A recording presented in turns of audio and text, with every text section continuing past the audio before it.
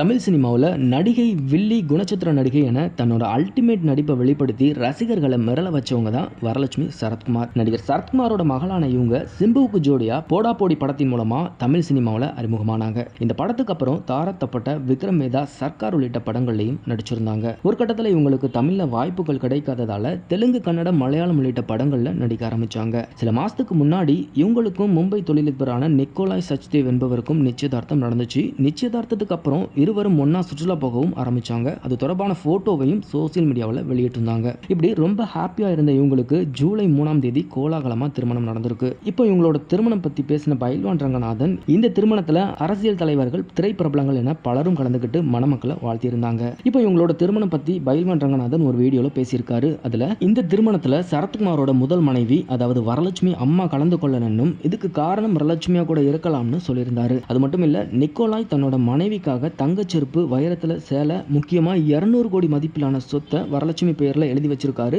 இதுக்கு மேல என்ன வேணும், வரலட்சுமி ஹாப்பி தான், அவர் நிக்கோலாய சொத்துக்காகத்தான் கல்யாணம் செஞ்சிருக்காருன்னு அந்த பேட்டியில சொல்லியிருக்காரு. இது மாதிரியான சினிமா நியூஸ் பத்தின அப்டேட்டுகளை நீங்க உடனுக்குடன் தெரிஞ்சுக்கணும்னா மறக்காம நம்ம சினி மாடல் சேனலை சப்ஸ்கிரைப் பண்ணிக்கோங்க.